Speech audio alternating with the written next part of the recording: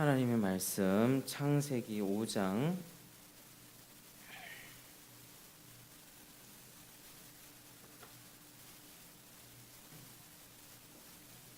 창세기 5장입니다. 창세기 5장 제가 한번 쭉 읽어 볼 테니까요. 잘 한번 따라오시면 되겠습니다. 창세기 5장 이것은 아담의 계보를 적은 책이니라. 하나님이 사람을 창조하실 때에 하나님의 모양대로 지으시되 남자와 여자를 창조하셨고 그들이 창조되던 날에 하나님이 그들에게 복을 주시고 그들의 이름을 사람이라 일컬으셨더라. 아담은 130세에 자기의 모양 곧 자기의 형상과 같은 아들을 낳아 이름을 셋이라 하였고 아담은 셋을 낳은 후 800년을 지내며 자녀들을 낳았으며 그는 930세를 살고 죽었더라. 셋은 105세에 에노스를 낳았고 에노스를 낳은 후 807년을 지내며 자녀들을 낳았으며 그는 912세를 살고 죽었더라. 에노스는 90세에 게난을 낳고 게난을 낳은 후 815년을 지내며 자녀들을 낳았으며 그는 905세를 살고 죽었더라. 게난은 70세에 마할렐레를 낳았고 마할랄레를 낳은 후 840년을 지내며 자녀들을 낳았으며 그는 910세를 살고 죽었더라. 마할랄렐은 65세에 야렛을 낳았고 야렛을 낳은 후 830년을 지내며 자녀를 낳았으며 그는 895세를 살고 죽었더라. 야렛은 162세에 에녹을 낳았고 에녹을 낳은 후 800년을 지내며 자녀들을 낳았으며 그는 962세를 살고 죽었더라. 에녹은 65세에 무두셀라를 낳았고 무두셀라를 낳은 후 300년을 하나님과 동행하며 자녀들을 낳았으며 그는 365세를 살았더라. 에녹이 하나님과 동행하더니 하나님이 그를 데려가심으로 세상에 있지 아니하였더라. 무두셀라는 187세에 라멕을 낳았고 라멕을 낳은 후 782년을 지내며 자녀를 낳았으며 그는 969세를 살고 죽었더라. 라멕은 182세에 아들을 낳고 이름을 노아라 하여 이르되 여호와께서 땅을 저주하심으로 수고롭게 일하는 우리를 이 아들이 안위하리라 하였더라. 라멕은 노아를 낳은 후 595년을 지내며 자녀들을 낳았으며 그는 777세를 살고 죽었더라. 노아는 500세 된 후 셈과 함과 야벳을 낳았더라. 아멘. 이제 창세기 5장을 쭉 읽어봤는데 오늘 창세기 5장을 통해서 우리가 이제 이 소위를 문답 19문을 함께 공부하겠습니다. 자, 소위를 문답 19문 그 주보 안쪽에 그 보시면은 있죠. 그 문답을 한번 같이 읽어보겠습니다. 문 시작. 사람이 그 타락한 처지에서 비참한 것은 무엇입니까? 답 시작. 모든 인류는 타락함으로 말미암아 하나님과의 교제가 끊어졌고 하나님의 진노와 저주 아래에 있으며 그로 말미암아 이 세상에서 온갖 비참함을 겪다가 결국 죽음에 이르고 영원히 지옥의 고통에 떨어집니다. 아멘. 자, 오늘 이 창세기 5장은 누구의 계보라고 되어 있습니까? 아담의 계보죠. 아담의 계보. 자, 아담에서 노아까지 이렇게 쭉 이어지는데요. 자, 우리는 이 계보 가운데 아주 독특하고 신비로운 그런 내용, 특별히 두 가지가 있습니다. 자, 첫 번째는 이 사람들의 나이입니다. 이 사람들의 나이. 자, 처음에 아담이 몇 세를 살았습니까? 930, 그죠? 930이죠. 셋은 몇 세를 살았습니까? 908절에 12세, 912. 자, 에노스는요, 에노스 905세, 그죠? 그 다음에 이제 게난은요, 게난 14절에 910세. 이렇게 쭉 아담에서 노아까지 910, 그 다음에 895, 962, 에녹이 짧게 살았습니다. 365, 무두셀라 969, 라멕 777, 노아는 950세 뭐 이렇게 살았습니다. 자, 우리가 이 내용을 이렇게 보면 정말 이 사실이 믿어지십니까? 사람이 900세를 넘게 살았다. 800, 900년을 사는 게 어떻게 생각되십니까? 믿어지십니까? 아니면 좀 의아하십니까? 이 믿어지시는 분이 은혜를 받은 사람입니다. 이 내용이 지금의 우리의 관점으로 보면 우리가 지금 길어봤자 몇 년 삽니까? 장수해도 100년이죠. 우리의 관점으로 보면 참 의학이 발달해도 100세 넘기기가 그렇게 어려운데 어떻게 이런 시대가 있었는가 감탄도 하게 되고 의심도 드는 게 사실입니다. 근데 우리의 경험에 비춰보면 900세는 말도 안 되는 얘기지만 창세기를 처음부터 쭉 읽다 보면 다릅니다. 하나님이 세상을 창조하시고 사람에게 어떤 명령 주셨습니까? 맞습니다. 그들에게 복을 주시며 그들에게 이르시되 생육하고 번성하여 땅에 충만하라, 땅을 정복하라, 바다의 고기, 공중의 새, 땅에 움직이는 모든 생물을 다스리라고 하셨습니다. 그러니까 하나님이 사람에게 복을 주시고 모든 걸 다 다스리라고 그렇게 하셨죠. 그러니까 죽음이나 고통이나 어떤 슬픈 일에 대한 이야기가 전혀 없었습니다. 전혀 그런 게 없었습니다.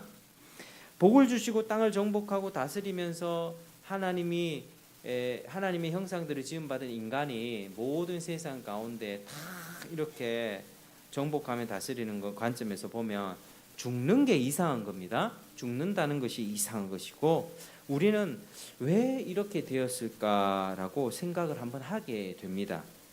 오래 살았다고 해서 이상한 게 아니고요. 사람들이 살다가 죽었다는 것이 사실 이상한 것입니다. 우리는 살다가 죽는 게 자연스러우니까 100세 넘기지 못하고 죽는 것이 너무 자연스러우니까 창세기 이 내용이 900세, 800세 나오면 이게 진짜인가? 창세기가 진짜인가? 막 이런 생각이 들지만 그 당시에 창세기에 완전하신 그 하나님의 생명의 관점으로 보면 죽는 게 이상한 거죠. 그래서 창세기 5장의 족보를 뭐라고 하는지 아십니까? 한번 따라 하시겠습니까? 사망의 족보. 이 보면은 몇 세 살고 죽었다 계속 나오죠. 이 아담으로부터 노아까지 계보 가운데 다 죽습니다. 그래서 이제 우리는 조상 대대로 죽음 겪어왔고 죽음을 당연시하게 여기지만 하나님의 말씀과 인류 전체의 역사를 보고 딱 봤을 때 이건 부자연스러운 것이다. 죽는 게 부자연스러운 것입니다. 태어났다 다 죽으니까 태어났으면 당연히 죽는다 하고 우리가 그 사실을 결코 그대로 수용할 수가 없습니다. 원래는 우리에게 부자연스러웠던 죽음이 왜 들어왔습니까? 처음엔 죽음이 있었습니까? 없죠. 죽음이 없었습니다. 아담이 선악과 명령에 불순종함으로 인하여서 죽게 된 것입니다. 그때부터 죽음이 들어온 거죠. 불순종이 없었더라면 죽음도 없었을 것인데 이게 참 안타까운 일입니다. 죽음은 원래 부자연스러운 거였다. 이걸 기억하면 됩니다. 자, 오늘 본문에서 드러나는 두 번째 특이한 사실은 다 죽는데요. 죽지 않은 사람 한 명이 있었습니다. 누구였죠? 21절에 에녹이죠. 에녹은 무두셀라를 65세에 낳고 300년을 하나님과 동행하면서 자녀 낳고 365세를 딱 살고요. 그때가 바로 이제 주님이 데려가셨습니다. 구약 성경에서 보면 이제 승천한 사람이 2명 나오는데 에녹이 있고 그다음 누구죠? 엘리야죠. 엘리야. 살아 있는 상태로 하나님께 간 사람. 그러니까 하나님이 데려가셔서 세상 사람들이 볼 수 없었다. 이 말밖에 없습니다. 왜 에녹은 다른 사람들과는 다르게 죽지 않고 하나님이 데려가셨을까요? 네. 그래서 하나님의 아주 특별한 은혜 때문이었습니다. 하나님의 기쁨이 되었겠죠. 에녹은 하나님의 특별한, 다 죽었지만 아주 특별한 은혜를 받은 것이고 하나님의 특별한 은혜를 받으면 이처럼 죽지 않을 수 있다. 이걸 가르쳐 주는 것입니다. 그래서 사람은 한 번 태어났으면 별 수 없이 죽는다 공식을 하나님이 깨뜨려 버리신 것이죠. 죽음이 온 이유가 있고 하나님이 특별한 은혜를 베풀어 주시면 죽음도 사라지고 사람이 영원히 살 수 있다. 이걸 가르쳐 주신 것입니다. 그래서 에녹은 죽음을 모르는 사람이었어요. 살다가 바로 갔으니까. 엘리야도 그렇고요. 그래서 우리는 다시 한번 우리 죽음에 대해서 말씀드리면, 죽음은 하나님이 처음 만드신 아름다운 창조 세계에서 자연스러운 것이 아니라 부자연스럽고 이상한 것이었습니다. 죽음은 하나님의 말씀에 불순종한 대가로, 죄의 대가로 주어진 징벌이고요, 하나님의 진노로 말미암아 오는 비참한 현실이다. 그게 죽음입니다. 그래서 우리가 죄로 말미암아 당하는 비참함이라고 하는 것은 우리의 질병이나 우리 중에 질병을 가진 사람들이 있죠. 질병. 그리고 불구도 있죠. 불구. 장애를 가진 사람이 있고요. 또 사고를 당하는 사람도 있습니다. 이게 좀 추운 것 같으니까 위에 에어컨을 좀 꺼주세요. 장애 살다 보면 마음의 장애를 입기도 하고요, 머리에 장애가 있을 수 있고 내 신체에 장애가 있을 수 있습니다. 사고를 당할 수도 있고요, 아니면 홍수나 지금 태풍이 올라온다고 하는데 기근이나 지진 같은 막 천재지변, 산사태 뭐 이런 것들이 일어날 수 있습니다. 전쟁 겪어보셨습니까? 우리가 뭐 6.25 전쟁이 있었고 하지만 전쟁이 일어납니다. 그리고 경제 공황, 지금 우리나라가 IMF보다 더 힘든 시대를 갖고 있죠. 코로나 같은 전염병들, 뭐 이런 일들이 다 겹치고 겹쳐서 허덕이며 살다가 죽음에 이르게 되는 것입니다. 이게 우리 죄인들이 겪는 비참한 현실입니다. 우리 중에 나는 괜찮다 하는 분 계십니까? 아무도 없겠죠. 우리는 다 이런 어떤 정도의 차이가 있지 비참한 삶을 살아가고 있습니다. 근데 더욱 무섭고 두려운 게 있는데요, 그게 죽음 이후의 비참함입니다. 죽음 이후에 사람이 한 번 죽으면 끝나는 것이 아니라 한 번 죽는 것은 사람에게 정해진 것이요, 그 후에는 심판이 있으리니, 심판이 있습니다. 사람은 천국과 지옥을 보지 못해서 그걸 경험하지 않아서 잘 모릅니다. 얘기해줘도 눈으로 안 봤는데 어떻게 아냐 따지는 사람들이 많죠. 그런데 별 관심도 없고 현실에 잘 먹고 잘 사는 일만 구하면서 그렇게 살지만, 하나님의 말씀 분명히 가르치죠. 이 성경 말씀은 분명히 죽음 이후에 내세의 비참함이 있다. 죄인은 죄의 싹은 사망이고 하나님의 지옥 형벌이 있다라고 분명히 가르칩니다. 사람들은 대체로 죽어서 좋은 데로 가야 할 텐데라는 소원이 있지만 확실히 알 수 없는 일이라 막연한 불안을 가지기도 하고요, 먹고 사는 일에 머리 아프다고 더 이상 생각하지 않습니다. 그런데 지금 우리가 손을 이렇게 피부를 한번 딱 꼬집어 보시면 어떻습니까? 아프죠? 되게 아픕니다. 근데 이 딱 꼬집어서 아픈 현실보다 우리가 죽어서 하나님 죄 때문에 지옥 형벌 받는 것은 이것보다 더 생생한 현실이라고요. 이게 지옥이 있다는 것이 정말 우리는 반드시 우리가 믿어야 될 부분들입니다.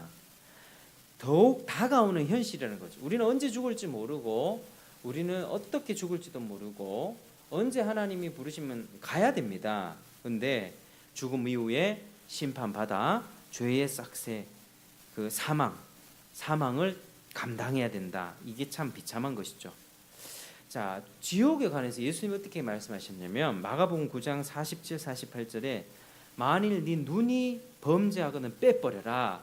한 눈으로 하나님의 나라에 들어가는 것이 두 눈을 가지고 지옥에 던지우는 것보다 낫다. 거기에서는 구더기도 죽지 않고 불도 꺼지지 아니하느니라, 이렇게 말씀합니다. 또 마태복음 25장 41절에 왼편에 있는 자들에게 이르되 저주받은 자들아 나를 떠나 마귀와 그 사자들을 위하여 예비된 영영한 불에 들어가라. 예수님은요, 내가 현실에서 불구자로 사는 것이 지옥에 가는 것보다 훨씬 낫다, 이렇게 말씀합니다. 영영한 불이 있고 거기에 마귀와 그의 사자들이 있는데 저주받은 자들이 들어갈 것이다 라고 하십니다. 자, 그렇다면 우리가 살아가면서 겪는 이 현세의 비참함들, 또 지옥 형벌의 비참함들, 이것은 어디서 오는 것입니까? 자, 오늘 답에 보시면 모든 인류는 타락함으로 말미암아 누구와의 교제가 끊어졌죠? 하나님과의 교제가 끊어졌고, 하나님과의 교제가 끊어진 것에서부터 오는 것이 우리의 비참함입니다. 하나님과 가까이 관계를 맺는다는 것은 무한 영광이고 복입니다. 근데 사람이 죄를 짓고 타락함으로써 이것을 잃어버렸습니다. 아주 비참한 가운데 떨어져 버린 것입니다. 우리 하나님께 가까이 가면 생명이 있고요, 멀어지면 죽음이 있습니다. 하나님의 관계, 하나님과의 관계를 놓쳐버렸기 때문에 우리는 죽을 수밖에 없는 것이죠. 그런데 문제는 사람들이 하나님과 관계가 끊어졌다, 하나님과의 교제가 멀어졌다는 것에 대해서 별로 비참하게 느끼지 않는다는 것입니다. 그냥 내 잘 먹고 잘 사고 집 넓고 좋은 자동차 몰고 다니고 통장에 돈 많이 있으면 뭐 괜찮다라고 생각하는 게 더 문제죠. 하나님과의 관계가 멀어지면, 우리 신자들이 신앙생활 하다가도 사업이 잘 풀리고 뭐가 잘 되면 교만해져서 하나님을 떠나는 경우들이 좀 있습니다. 잘 나오던 사람도 잘 나가면서 교회를 점차 주일날 빠지게 되고 한 번, 두 번 빠지다가 그 길로 한 수십 년을 방황하게 되고 나중에 하나님한테 징계받고 두 손 두 발 들고 돌아오는 때가 있습니다. 그런데요, 하나님과의 교제를 우리가 소중히 여기지 않는다. 이게 참 문제인 것입니다. 우리 하나님이 가까이 오시면 부담스러워하는 거예요. 하나님이 가까이 오시면 왠지 하나님이 가까이 오시면 교회 가야 될 것 같고, 말씀 더 봐야 될 것 같고, 헌금 더 내야 될 것 같고, 모든 것이 의무로 생각이 되잖아요. 근데 그건 하나님 그거 강요하지 않으시거든요. 하나님이 가까이 오신다는 것은 나에게 생명을 주기 원하시고 네 죄를 처리하고 나와 함께 생명의 삶을 살아가자 하는 거거든요. 근데 이 생명의 원리는 모른 채 하나님이 다가오시면 왠지 맨날 일요일마다 교회 가야 될 것 같고, 또 내 11조 바쳐야 되고, 돈 아까운데 또 하나님한테 뭐 해야 될 것 같고, 하나님이 내 거 뺏어갈 것 같고, 하나님은 자꾸 쪼잔한 하나님으로 생각하는 경향이 있는데 그 절대 그렇지 않습니다. 하나님은 세상 모든 만물의 주인이시라 부족함이 없으세요. 근데 하나님이 부족함이 없으신데 왜 우리에게 이런 것들을 요구하십니까? 우리가 감사하는 마음으로, 또 하나님 앞에 감동받은 대로, 믿음의 분량대로 헌금이나 봉사나 나의 모든 헌신들은 내 믿음의 분량대로 하면 되는 것입니다. 그래서 우리 예수님은 이제 부자가 사람들 보는 앞에서 돈 많이 헌금 내는 거 그거 기뻐하지 않으셨고, 과부가 자신의 진정한 마음으로 두 렙돈, 몇천 원 안 되는 그 두 렙돈 헌금을 드렸던 것을 더 기뻐하는 것이죠. 내 마음이 어떤 마음으로 주님을 사랑하는가, 내가 어떤 마음으로 교회를 나오고 어떤 마음으로 헌금을 내고 어떤 마음으로 교회 봉사를 감당하는가. 막 가기 싫은데 억지로 와가지고, 뭐 우리 청소년 애들 그렇지 않습니까? 부모님이 다니면 억지로 교회 부모님이 다니니까 억지로 끌려와가지고 막 앉아있고 1시간 앉아있어 줬다 이렇게 표현하잖아요. 근데 그건 진정한 마음이 아니죠. 진정한 하나님은 이 마음의 중심을 보시기 때문에 하나님의 은혜를 알고 그 마음에 감동받아서 나의 믿음의 분량대로 하나님께 나오는 그 사람을 기뻐하십니다. 그래서 하나님이 가까이 오신다는 거 두렵게 생각해야 되는 것이 아니라 그거는 기뻐해야 될 부분입니다. 하나님이 내게 먼저 다가오셔서 손 내미시고 그리스도를 통해서 죄사함 받고 나에게 오너라.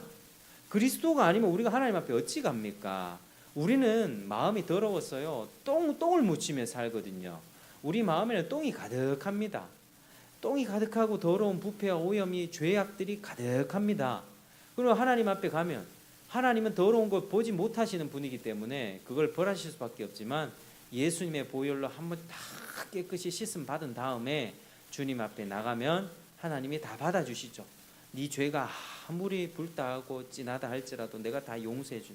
왜? 그 아들 예수가 모든 걸 담당하셨기 때문에 우리는 예수님 없으면 하나님 못 만납니다.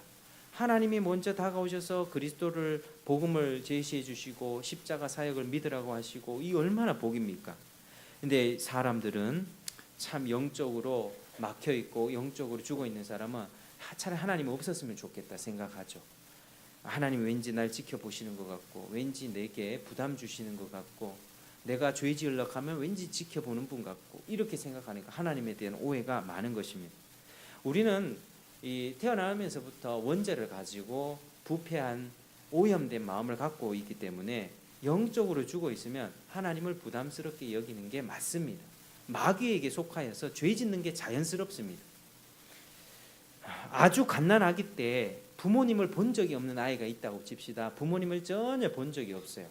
갓난아기 때 부모님이 떠나버렸거나 아니면 여의였거나 이런 아이들에게, 고아로 자란 아이에게 나중에 커서 엄마 보고 싶냐 물어보면 기억이 없으니까 보고 싶은 마음이 없다라고 대답하는 것과 비슷합니다. 그 아이에게는 부모를 가져본 적이 없거든요. 태어나자마자 고아였거든요.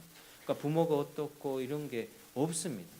그런 것처럼 우리 영적으로 죽어 있는 사람은 태어나자마자 하나님이란 존재에 대해서 별 감각이 없습니다. 누군가가 얘기해 줘야 되죠.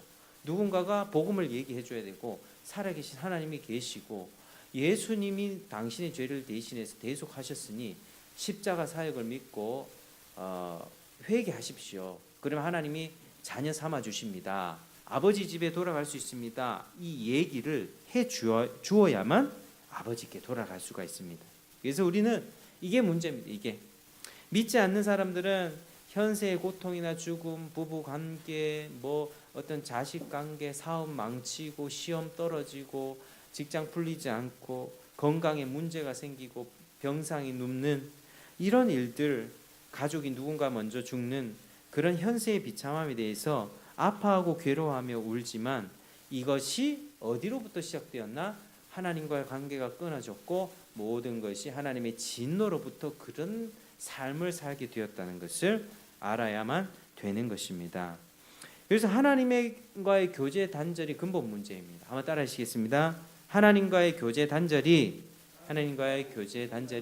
근본적 문제입니다. 근본적 문제입니다. 그러니까 우리는 어찌 됐든 간에 하나님을 붙잡아야 돼요. 누군가 알려주면 붙잡아야 돼요. 하나님이 살아계시다는 걸 알고 비록 내가 교회를 어렸을 적에 오래 다니다가 수십 년 방황하고 지금 교회를 안 다닌다 했을 때 누군가가 예수님을 제시하고 하나님의 자녀 교회에 나와야 됩니다라고 얘기를 해주면 그걸 붙잡아야 돼요. 붙잡고 교회에 나오고 예배하고 또 성경책을 펴고 기도해야 합니다. 하나님을 붙잡을 때 거기에 복이 있습니다. 거기에 생명이 있고요. 거기에 축복이 있습니다. 하나님과의 교제가 회복되면 모든 것이 회복됩니다. 내 마음이 바뀌기 때문에 그전에는 원망 불평하던 그 똑같은 상황에서도 이제는 감사할 수 있게 되는 그런 삶을 살 수 있는 것이죠. 사람들은 하나님과의 관계 단절을 생각하지 못하고 돈 없네, 직장 어디로 옮겨볼까, 내 건강에 문제 생겼으니 병원 가야겠다, 이것만 생각합니다. 그러나 결국 해결해보지만 돈 쓰고 시간 쓰고 에너지 쓰지만 해결하지 못한 채 비참한 상태로 결국 비참한 멸망으로 치닫게 되는 것입니다. 그런데요, 믿지 않는 사람들은 다 이런 삶을 살지만 믿는 자는 이것을 압니다. 믿는 자는 영적으로 우리가 감각이 있기 때문에 하나님을 인식하고 그분의 말씀에 반응하게 됩니다. 오늘 이 하나님의 말씀에 반응이 있습니까? 하나님의 말씀이 들리십니까? 영적으로 살아있는 자들은 이 말씀이 반드시 들려지게 돼 있습니다. 그러나 이제 내가 영적으로 문제 있으면 잘 안 들리죠. 말씀이 잘 안 들립니다. 그래서 영적으로 우리가 생명이 있다는 것은 하나님을 인식하고 말씀에 반응하는 것입니다.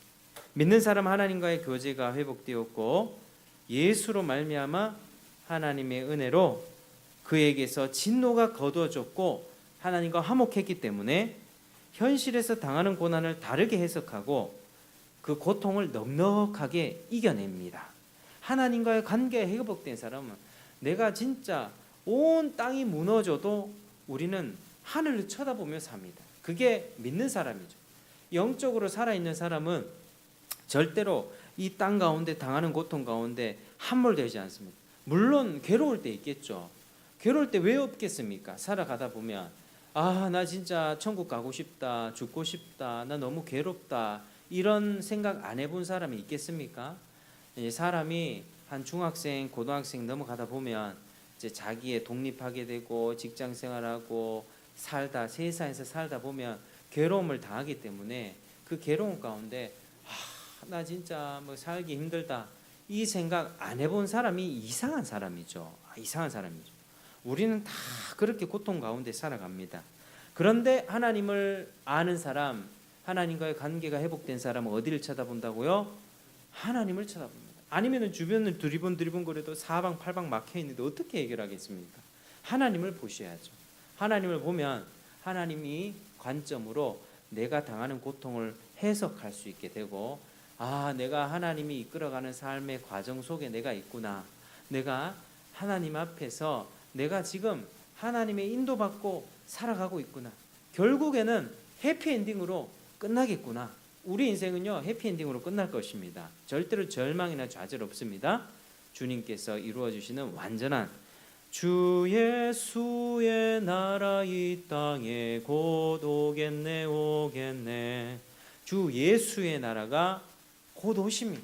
그날에 우리는 행복하게 들어가게 될 것입니다. 주님을 붙잡으십시오. 주님을 꽉 붙잡으십시오. 믿음으로 살아가시길 축복합니다.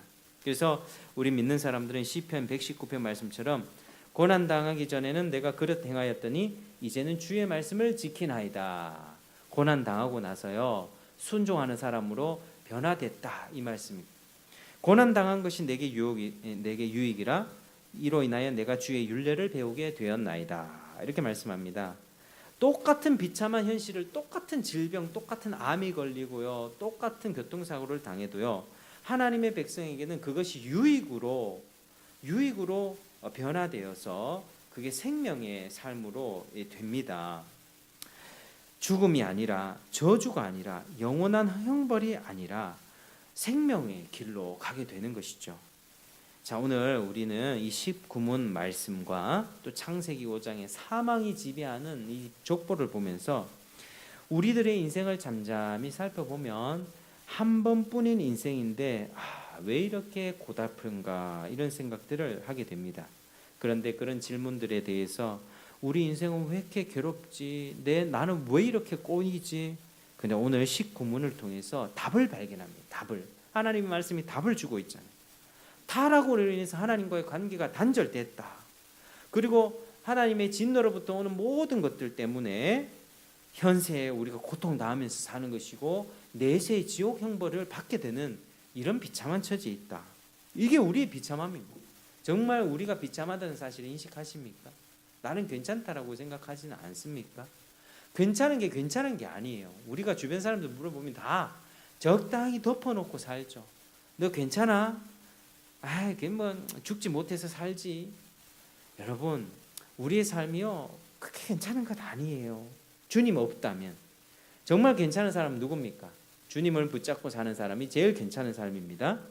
그리스도의 은혜를 알고 하나님과의 관계를 화목하게 해서 하나님을 붙잡고 사는 그 인생, 하나님의 섭리를 알고 하나님의 관점으로 내 고통을 해석하고 주님께 내 인생을 맡기며 주 예수의 나라가 임할 것을 기대하며 살아가는 그 인생이 가장 복된 인생이에요. 가장 복된 인생. 돈 좀 부족해도요, 건강 좀 없고 뭔가 연약해도요, 그 인생이 가장 복된 인생입니다. 우리 성도님들 예수 안에 있습니까? 정말 그 믿음 안에 거하고 계십니까? 주님 붙잡으면서 사십니까? 하나님과의 화평한 관계 속에서 주님을 사랑하면서 사십니까? 그 은혜가 얼마나 큽니까? 그래서 이 은혜를 생각하면서 우리를 비참하면서 구원해 주시고 현세의 고통 가운데 위로와 힘을 주시고 영원한 하나님의 나라에 데려가시는 그 은혜를 감사하는 여러분 되길 바랍니다. 그리고 하나님과의 관계를 더욱 잘 가꾸어 나가시는 여러분 되길 바랍니다. 그리스도를 더욱 붙들면서 내 남아있는 생과 삶의 모든 영역을 주님 닮아가기를 원하네. 하나님 나라로 경작하면서 하나님 나라를 확장, 주변에 하나님 몰라서 예수 몰라서 지옥 가는 비참한 그 인생들을 주님께 인도하는 여러분 되길 바랍니다. 교회에 많이 인도해 오는 그 인생이 복된 인생입니다. 복된 인생입니다. 생명의 말씀 전해주고요, 그리고 복음 전하고요, 예수만이 소망이다. 이 죽음이 끝이 아니다. 죽으면 끝나는 게 아니라 하나님의 심판, 비참한 형벌이 있기에 너는 구원받아야 된다. 이건 명령이다. 명령. 선택이 아니다. 예수 믿고 안 믿고는 선택이 아니라 주님이 회개하고 복음을 믿으라. 그리하면 너에게 영생을 주겠다. 명령이다. 이 명령을 거부한 자에게는 저주와 죽음밖에 없다. 하나님의 사랑을 기회 있을 때, 네 생명이 살아있을 때 이 명령을 받아들이라. 우리가 이렇게 사람들을 인도하는 여러분 되길 바랍니다. 함께 기도하시겠습니다. 하나님 감사합니다. 오늘 19문을 통해서 인간이 왜 이렇게 비참한 가운데 살아가게 되었는가? 하나님과의 교제 끊어졌고 하나님의 진노로 인하여 온 이 세상에서 현세에서 비참한 삶을 살다가 그것도 모자라 지옥 형벌을 받게 되는 삶을 살게 되었다는 것입니다. 하나님, 우리가 이걸 믿고 살아가기 원합니다. 주 안에서 영생 누리며 살게 하여 주시고 주변 사람들을 주께로 인도하는 삶을 살게 도와주시고 우리가 먼저 하나님과의 관계를 화목하게 하며 주님 안에서 누리는 풍성한 생명을 누리며 살게 도와주시옵소서. 아버지 감사합니다. 예수님 이름으로 기도드립니다. 아멘. 우리 아까 불렀던 찬송